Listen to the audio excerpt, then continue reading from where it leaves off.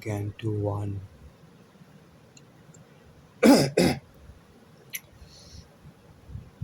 The symbol dawn.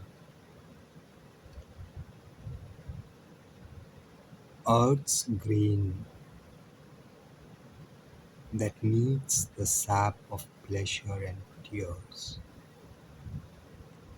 Earth's grain that needs the sap of pleasure and tears. Rejected the undying rapturous boon offered to the daughter of infinity, her passion flower of love, and tomb she gave, offered to the daughter of infinity, her passion flower of love and tomb she gave. In vain now seemed the splendid sacrifice, a prodigal of her rich divinity. Herself and all she was she had lent to men, hoping her greater being to implant and in their bodies lives, acclimatize, that heaven might native grow on mortal soil. Herself and all she was she had lent to men, hoping her greater being to implant and in their bodies lives, acclimatize, that heaven might native grow on mortal soil. Hard is it to persuade earth's nature's change. Hard is it to persuade earth nature's change. Hard is it to persuade earth nature's change. Mortality bears ill the Eternal's touch. Mortality bears ill the Eternal's touch. Mortality bears ill the Eternal's touch. Mortality bears ill the Eternal's touch. It fears the pure divine intolerance of that assault of ether and of fire. It murmurs at its sorrowless happiness. It murmurs at its sorrowless happiness, almost with heat, repels the light it brings. It trembles at its naked power of truth, trembles at its naked power of truth, and the might and sweetness of its absolute voice. It trembles at its naked power of truth, it trembles at its naked power of truth, and the might and sweetness of its absolute voice.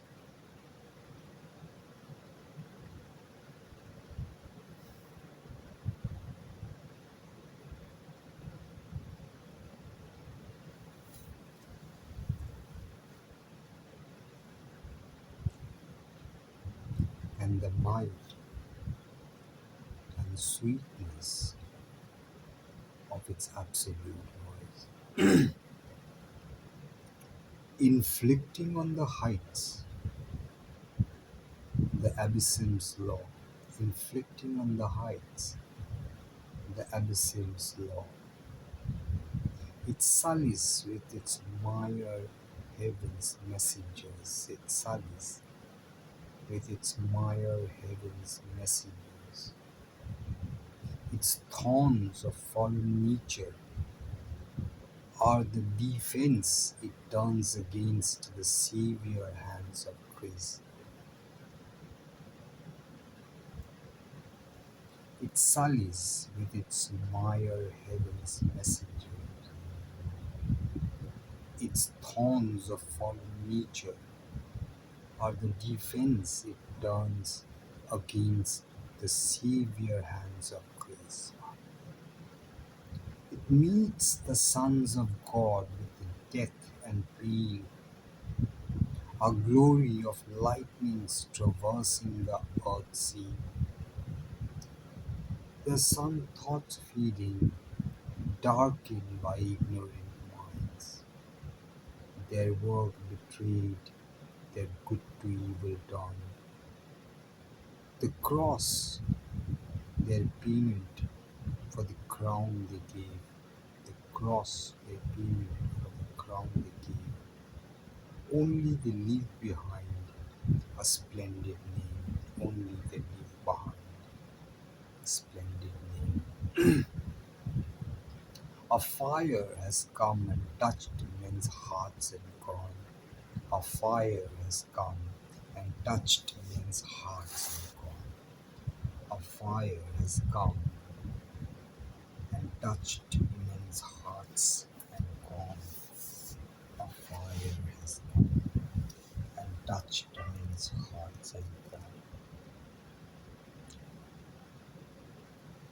A few have caught flame and risen to greater life. A few have caught flame and risen to greater life. To unlight the world she came to help and save. To unlight the world she came to help and save. Her greatness weighed upon its ignorant breast, and from its dim chasms welled a dire return. Her greatness weighed upon its ignorant breast, her greatness weighed upon its ignorant breast, and from its dim chasms welled a dire return. Her greatness weighed upon its ignorant breast, and from its dim chasms welled a dire return. A portion of its sorrow, struggle, fall. Her greatness weighed upon its ignorant breast, and from its dim chasms welled a dire return. A portion of its sorrow, struggle, fall. To live with grief, to confront death on her road, the mortal's lot became the immortal's share.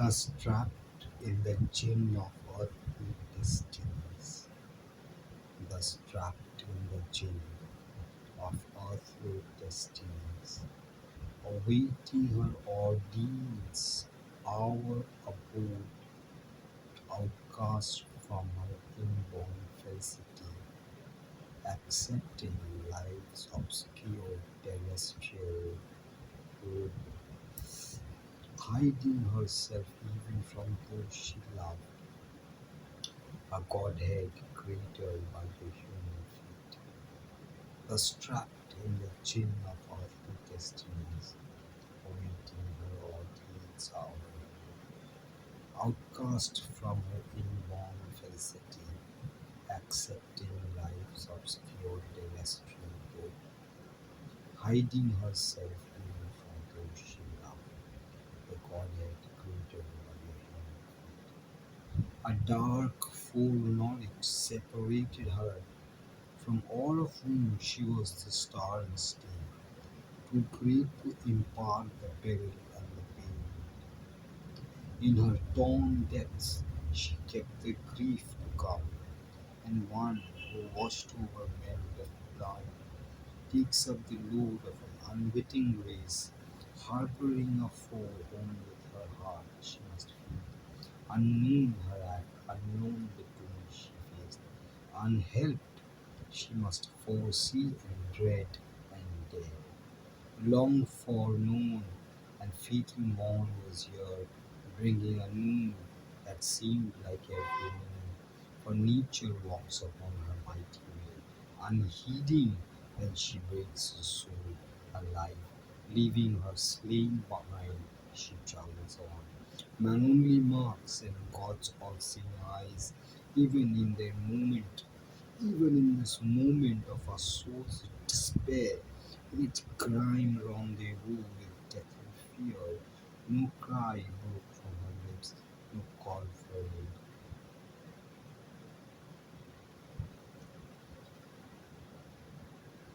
Harboring a foe whom she with her heart must feed, unknown her act, unknown the doom she faced, unhelped she must foresee and dread and dare. The long foreknown and fatal morn was here, bringing a noon that seemed like every noon. For nature walks upon her mighty way, unheeding when she breaks a soul alive, leaving her slain behind. She travels on. Man only marks in God's all-seeing eyes.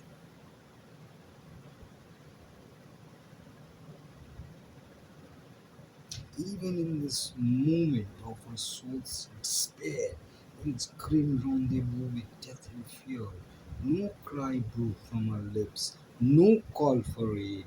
She told the secret of her woe to none. Calm was her face, and courage kept her mute. Yet only her outward self suffered and strove. Even her humanity was half divine.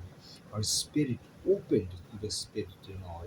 Her nature felt all nature as its own. Apart, living within all lives she bore. Aloof, she carried in herself the world.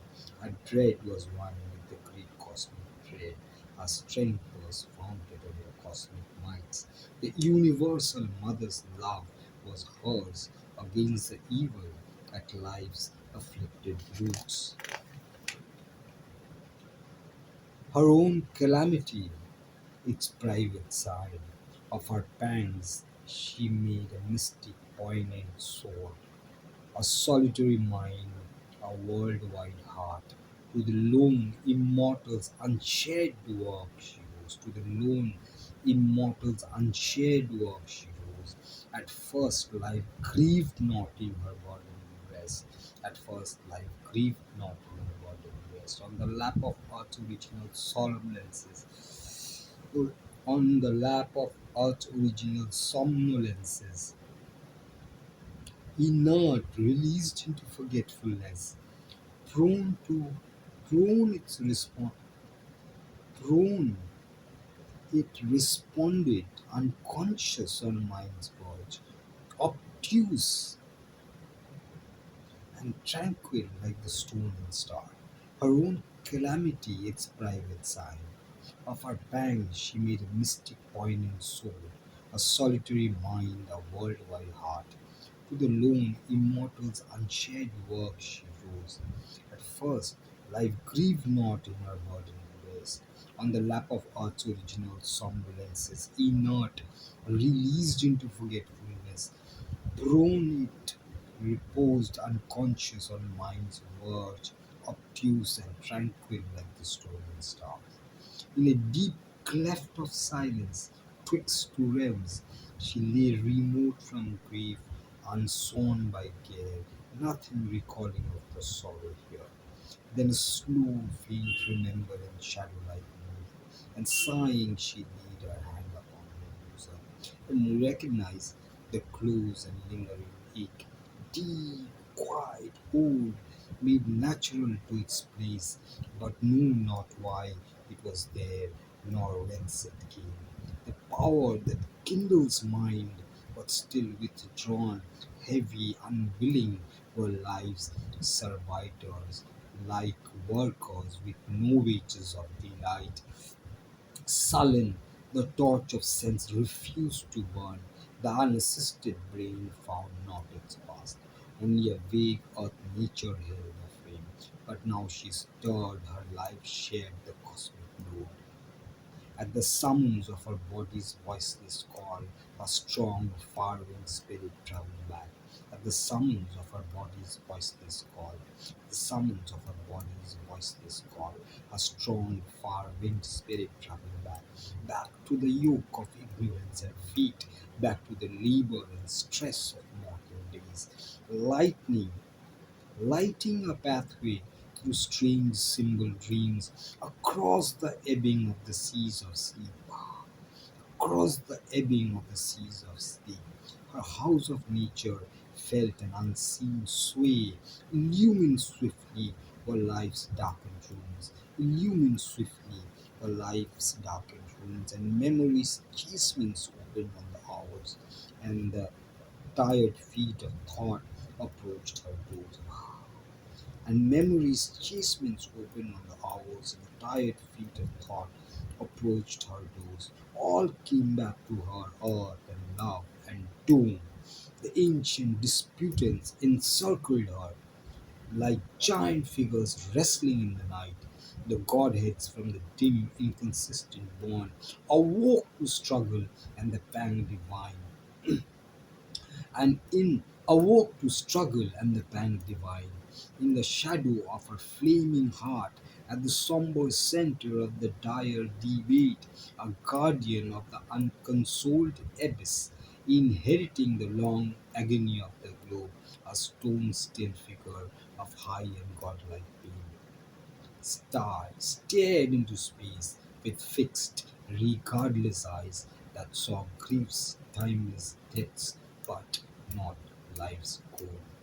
Like giant figures wrestling in the night, the godheads from the dim, inconsistent morn awoke to struggle and the pang divine, and in the shadow of her flaming heart, at the somber center of the dire debate, a guardian of the unconsoled abyss, inheriting the long agony of the globe, a stone still figure of high and godlike being stared into space with fixed, regardless eyes that saw grief's timeless depths but not life's goals. Afflicted by his harsh divinity, bound to his throne, he waited and appeased the daily oblation of our unwept tears. Afflicted by his harsh divinity, bound to his throne, he waited and appeased the daily oblation of her unwept tears. Afflicted by his harsh divinity, bound to his throne, he waited and appeased the daily oblation of her unwept tears. All the fierce question of man's hours relieved, the sacrifice of suffering and desire what offers to the immortal ecstasy began again beneath the eternal hand. Awake, she endured the moment, said it much. Awake, she endured the moment's steady march and looked on this green, smiling, dangerous world, and looked on this green, smiling, dangerous world, and heard the ignorant cry of living things, and heard the ignorant cry of living things amid the trivial sounds, the unchanging scene. Her soul arose, confronting time and fate. Her soul arose, confronting time and fate. Immobile in herself, she gathered force. This was the day when Satyavan must die.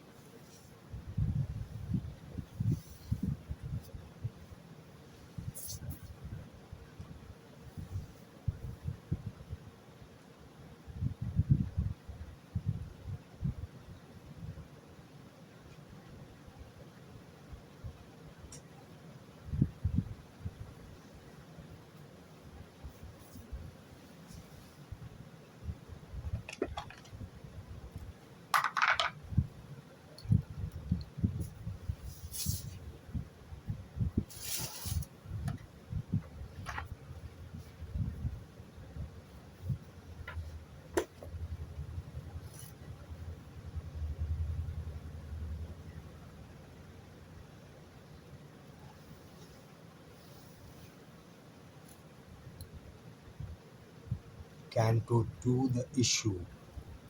A while, withdrawn in secret fields of thought, her mind moved in a many imaged far past. Her mind moved in a many imaged past. They lived again and saw its end approach. Dying, it lived imperishably in her. Dying, it lived imperishably in her. Dying, it lived imperishably in her.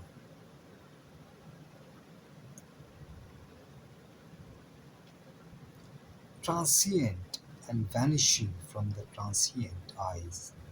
Invisible, a faithful ghost of self. Invisible, a faithful ghost of self. It bore the future on its phantom breast. It bore the future on its phantom breast. Along the fleeting events, far backward trail regressed the stream of the insistent hours. And on the bank of the mysterious flood, peopled with well-loved forms, now seen no more, and the subtle images of things that were, her witness spirit stood reviewing time. Her witness spirit stood reviewing time. All that she once had hoped and dreamed and been, all that she once had hoped and dreamed and been, flew past her eagle wing through memory's skies, flew past her eagle wing, flew past her eagle winged through memory's skies, as in a many-hued flaming inner dawn. All that she once had hoped and dreamed and been flew past her eagle wing through the memory skies, as in a many-hued flaming inner dawn, her life's broad highways and its sweet bypaths lay mapped to her sun-clear recording view from the bright country of her childhood days and the blue mountains of her soaring youth and the paradise groves and peacock wings of love to joy clutched under the silent shadow of doom in a last dawn where heaven raced with hell. 12 passionate months led in a triumph. 12 passionate months led in a day of fate. An absolute supernatural darkness falls on man sometimes when he draws near to God. An hour arrives when fail all nature's means. ignorance. An hour arrives when feel all nature's means, forced out from the protecting ignorance and flung back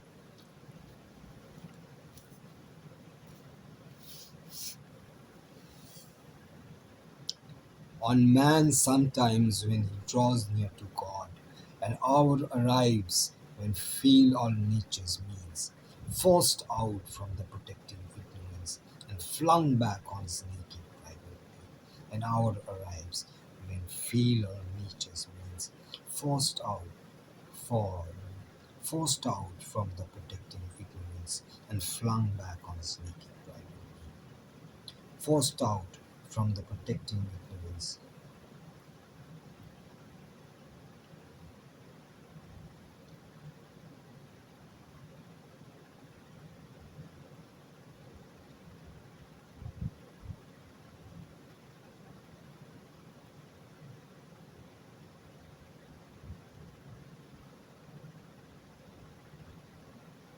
Forced out from the protecting ignorance and flung back on his naked private mind. Forced out from the protecting ignorance and flung back on his naked private mind. Forced out from the protecting ignorance and flung back on his naked private mind. He at length must cast from him his surface soul and be the unguarded entity within. He at length must cast from him his surface soul. He at length must cast from him his surface soul, and by the ungarbed entity within, and be the ungarbed entity within. That hour had fallen now on Savitri, a point she had reached where life must be in vain, or in her unborn element awake. In her unborn element awake, her will must cancel her body's destiny. For only the unborn spirit's timeless power can lift the yoke imposed by birth in time.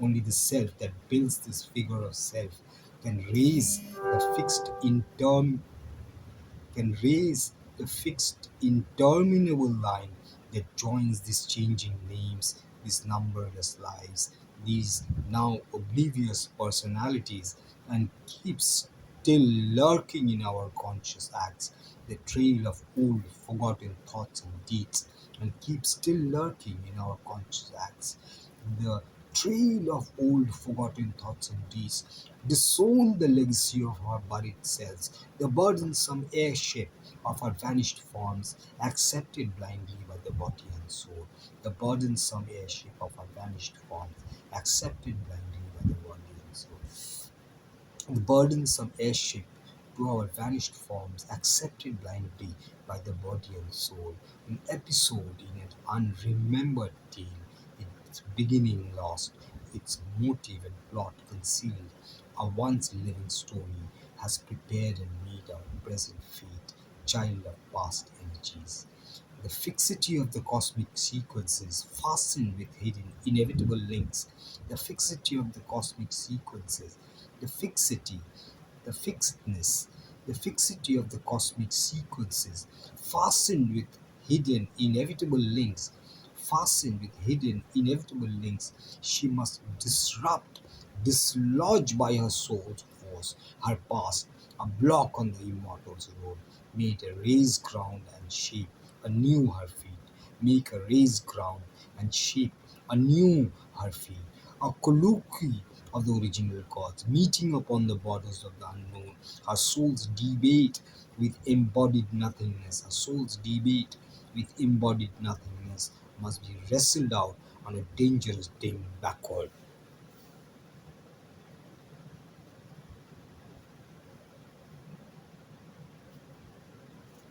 Must be wrestled out on a dangerous dim background. Her being must confront its formless cause against the universal weight, against the universal way, its single self.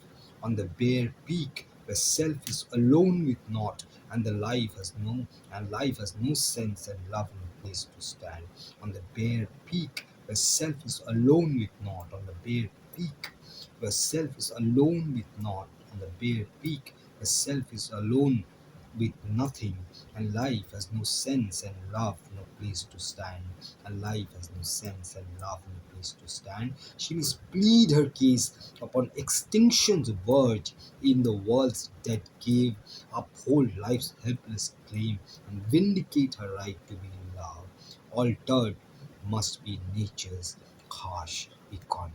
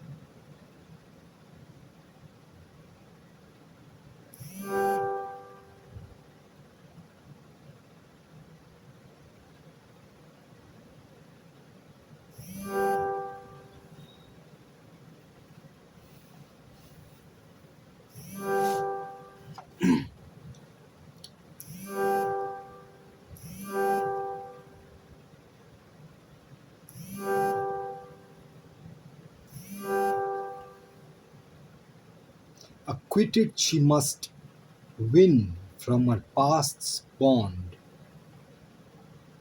an old account of suffering exhaust. Strike out from time the soul's long compound debt, and the heavy servitudes of the karmic gods, the slow revenge of unforgiving law, and the deep need of universal pain. The slow revenge of unforgiving law, slow revenge of unforgiving law, the slow revenge of unforgiving law, the slow revenge of unforgiving law, and the deep need of universal pain, and the deep need of universal pain, and the hard sacrifice and tragic consequences.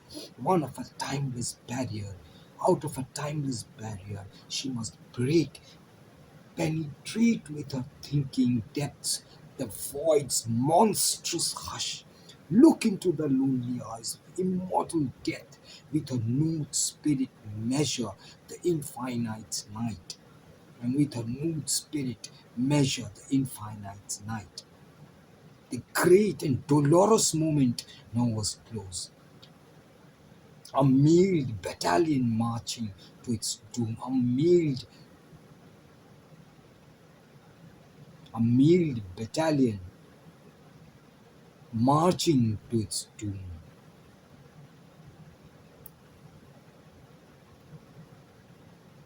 The last long days went by with heavy tramp, long but too soon to pass, too near to end, long but too soon to pass, too near the end, long but too soon to pass, too near the end.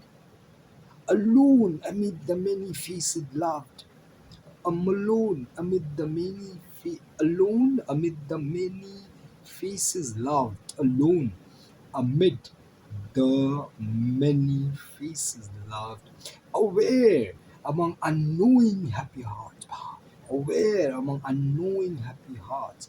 Her armored spirit kept watch upon the hours, listening for a foreseen tremendous depth in the close beauty of the inhuman wilds, a combatant in silent dreadful lists, the world unknowing for the world she stood. A combatant in silent dreadful list, the world unknowing for the world she stood. No helper had she, no helper had she save the strength within. No helper had she saved. No helper had she save the strength within. There was no witness of terrestrial eyes. The gods above and nature so below were the spectators of the mighty strife. Around her were the austere sky-pointing hills, and the green murmurs broad deep thoughted wood, and the green murmurs broad deep thoughted woods muttered incessantly their muffled spell, muttered incessantly their muffled spell. A dense, magnificent, colored, self-wrapped life. A dense, magnificent, colored, self-wrapped life. Draped in the leaves, vivid, emerald monotone, and set with checkered sunbeams and blithe flowers. Immured her destiny's secluded sense. Immured her destiny's secluded sense. There had, there had she grown to the stature of her spirit. There had she grown to the stature of her spirit, the genius of titanic silences.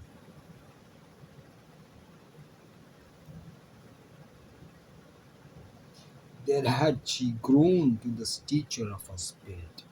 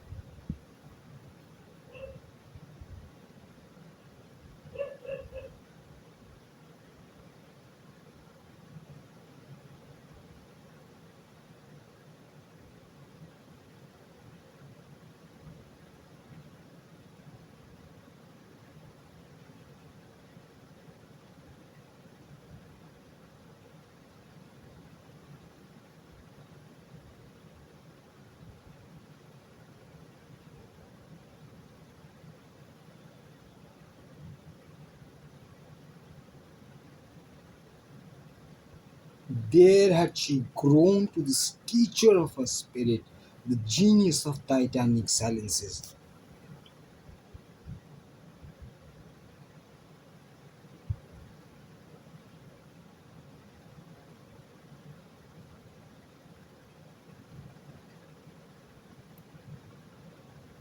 The genius of titanic silence.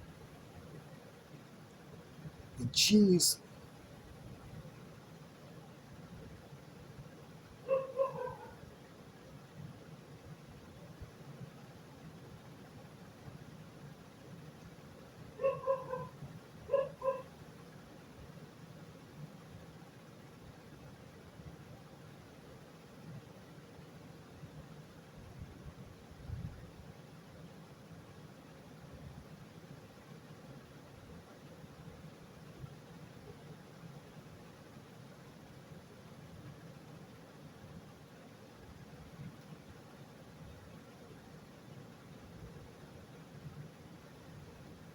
There had she grown to the stature of her spirit, the genius of titanic silences.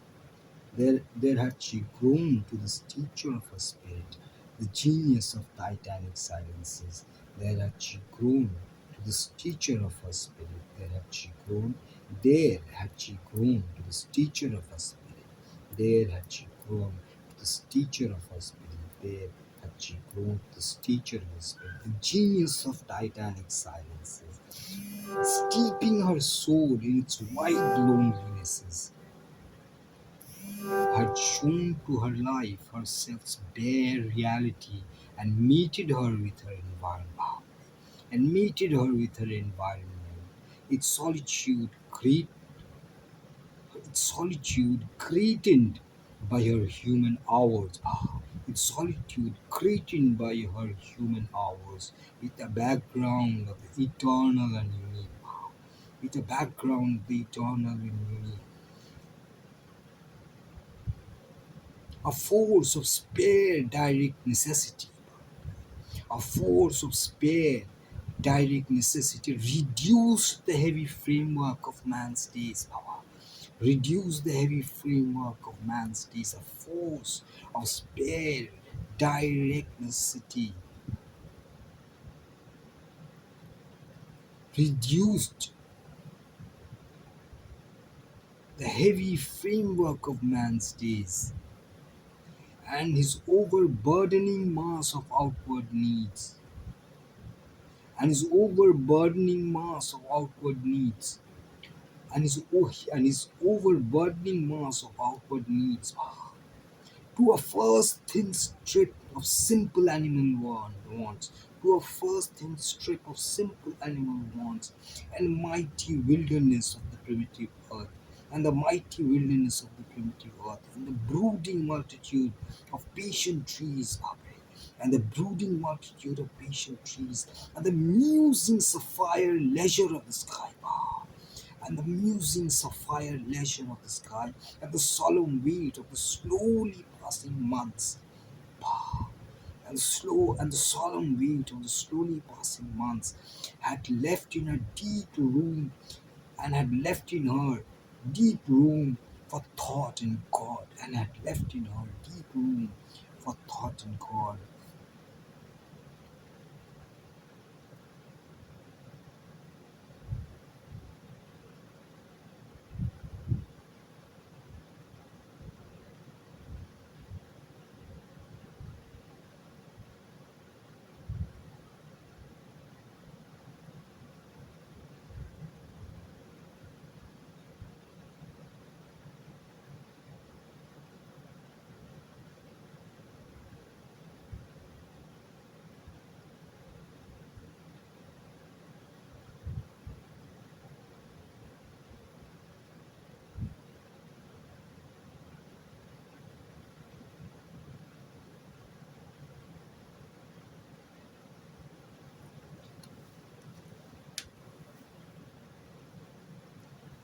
And the musing sapphire leisure of the sky, and the musing sapphire leisure of the sky, and the solemn weight of the slowly passing months, had left in her deep room for thought and God.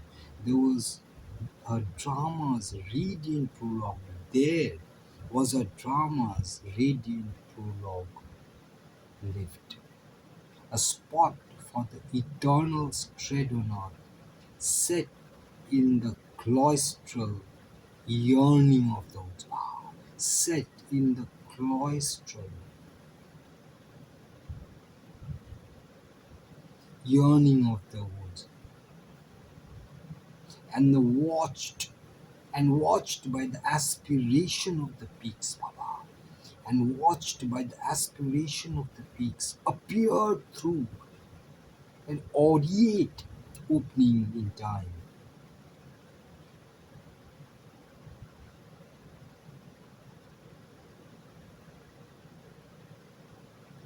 appeared through an aureate opening in time. A stillness listening felt the unspoken word.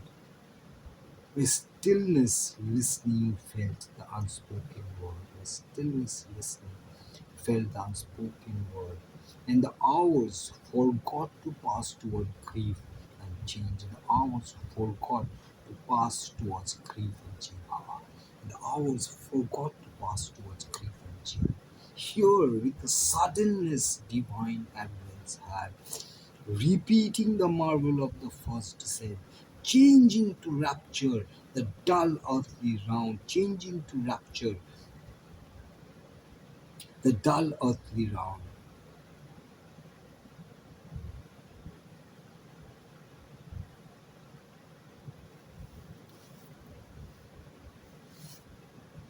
changing to rapture the dull earthly round. Love came to her hiding the shadow, death. Love came to her hiding the shadow, death. Well might he find in her his perfect shrine. Well might he find in her his perfect shrine. Since first the earth's beings heavenward growth began. Since first the earth's beings heavenward. Since first the earth beings heavenward growth began. Through all the long ordeal of the race, never a rarer creature bore his shaft. Never a rarer creature bore his shaft. That burning test of the Godhead in our paths. Never a rarer creature, never a rarer creature bore his shaft. Never a rarer.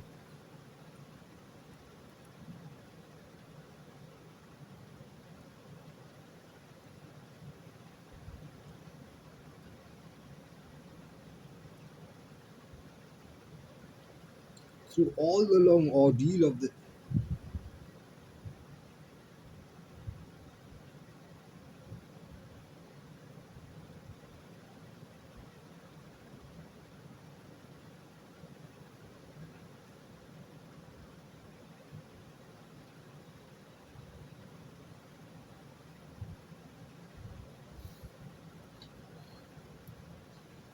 through all the long ordeal of the race, through all the long ordeal of the race, through all the long ordeal of the race, never a rarer creature bore his shaft. Never a rarer creature.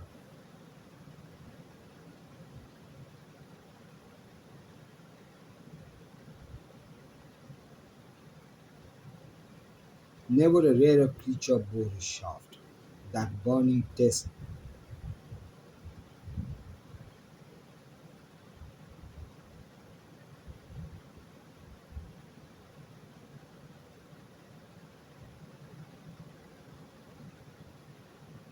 that burning test of the Godhead in our paths. That burning test of the Godhead in our paths. That burning test of the Godhead in our paths. A lightning from the heights of our abyss. A lightning from the heights of our abyss. A lightning from the heights of our abyss. Never a rarer creature bore his shaft.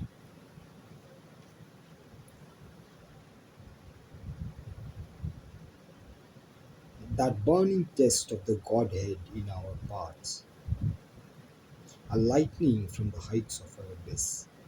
All in her pointed to a nobler kind, near to earth's wideness, intimate with heaven, exalted and swift, her young large vision spirit, exalted and swift, her young large vision spirit, voyaging through worlds of splendor and of calm, overflew the ways of thought to unborn things, ardent with her self-poised, unstumbling will.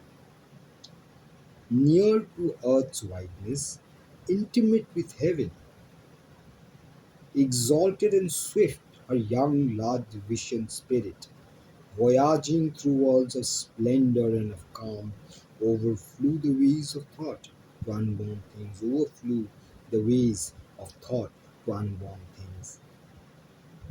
Ardent was her self-poised, unstumbling will. Ardent was her self-poised.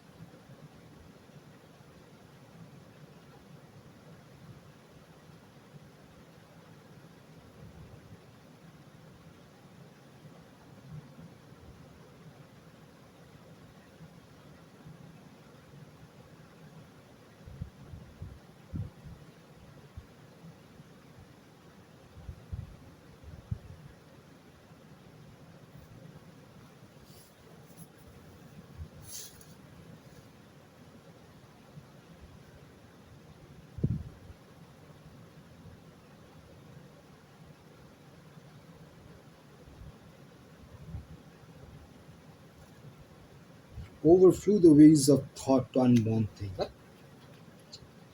Overflowing the ways of thought to unborn things. Overflowing the ways of overflowing the ways of thought to unborn things. Overflew overflew the ways of thought to unborn things. Ardent was herself was unstumbling. Overflew the ways of thought to unborn things. Overflew the ways of thought. Overflew the ways of thought to unborn things. Overflew the ways of thought to unborn things. Ardent was herself was unstumbling.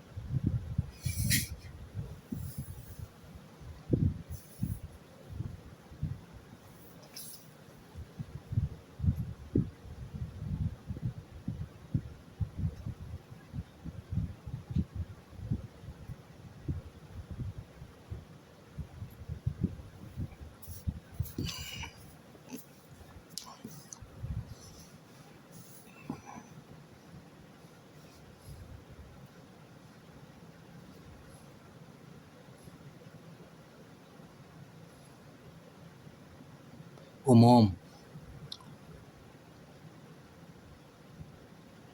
it is close to 3 in the morning today as I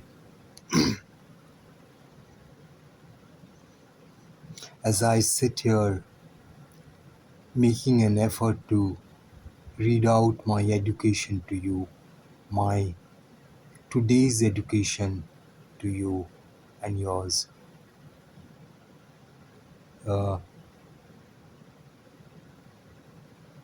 so, beginning with this movie into the next 15 movies, excluding this one, which makes 16 movies in all, I plan to read to you through my movies a book called a long poem of about 700 pages by Rishi Aurobindo from Pondicherry uh, called Savitri. His most famous and most labored into work of spiritual art, scriptural art, you could say, a kind of Vedic poetry, uh, one of the bestest. I'm going absolutely breathless into myself and my breath uh, sort of paralyzing into itself as I'm trying to understand the meaning of the lines, and as I'm beginning to very little yet beginning to grasp what the poem means, and each one of the lines is pregnant uh, with in terms of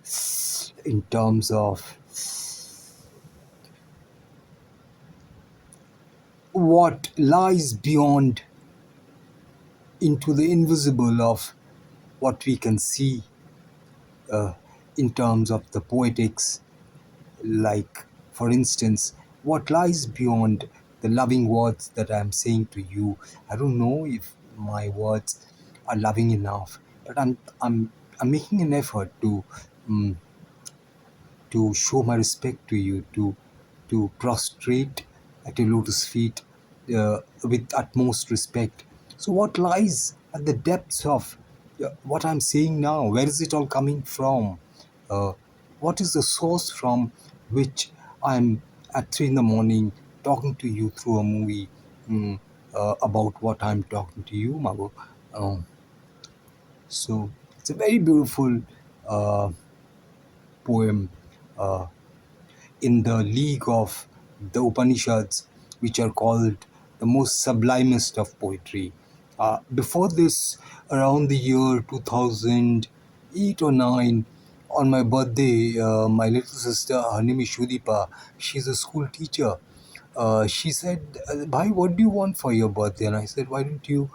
I said, like, if possible, would you buy me a few books? And then I took her to my favorite bookshop, which is in a place called Hajaramur in Kolkata, the city in which I live and I grew up and studied. All of my school, most of my schooling, my education has been in Kolkata, and Kolkata has also been my workplace uh, mm, for the most major part of my life. Uh, and I chose three books from that shop, and one book was a Bengali translation, or mm, translation of the essences of the Upanishads by mm, Rishi Aurobindo, which was called Upanishodaboli in Bangla, which means kind of the Upanishads written in the form of love poems to the beloved or from the beloved. So the book is called Upanishadavali. Bal in Persian means a kind of love poem from the beloved or to the beloved, And the first meaning of the beloved here is God, and along with uh, your family, your parents, your siblings, your friends, if you have a wife or a girlfriend, her, your little children, and finally all, meaning all of what is, was, and will be. That is the meaning of Bal or Ball, and the book is called Upanishadabuli. Uh, in Bangla, mostly collections of works by the great saintly poets end with Rachana Boli, with the term idea Rachana Boli. Rachana is like Rachna in Hindi, which means composition, like in musical composition or poetic compositions. So Tagore's complete works is called Robindra Rachana Boli. Uh, so again, a composition of love poems from the beloved or to the beloved, and here again, mm, the beloved means the same as I made an effort to explain to you a few moments ago. Uh, so in the next 16, beginning with this movies, I intend to offer at your lotus feet readings from Savitri. And we all, I don't know if you know about Savitri, but in Bengal, Savitri is as popular as Sherawali Mata. So Savitri is this everyday common uh, little girl who gets married, and Mm, very soon after her marriage, her husband dies, and she, being this little beautiful, loving, kind person, is devastated and is not ready to accept her husband's death and allow his body, his corpse, to be burnt and to be sent away into nothingness forever. After which she will never ever meet him. So, in her devastating love for him and all of the imaginations of the unending pains that she would go through after his corpse is is cremated, she chooses to take the path of sadhana to revive him back to life from dead. And the entire poem is about, it's a story from the Puranas, the mythology of India, and one of the most important Puranas, where it's not a god but a common human, mortal human, who through prayer and worship and walking a path uh, actually is able to bring back to life um, uh, the dead, meaning her husband, her love forever. So there is this very beautiful love that exists between the the little Savitri and Satyavan. Satyavan is her husband who has died. Uh, Hoping and praying you liked what I read today. And through the next 15 parts of this movie, I intend to read to you little bits of this poem, this sublime poetry. Uh, and I hope and pray that yeah, the poem entertains you uh, in the way that, first and foremost, the Vedas or the Upanishads are poetry uh, that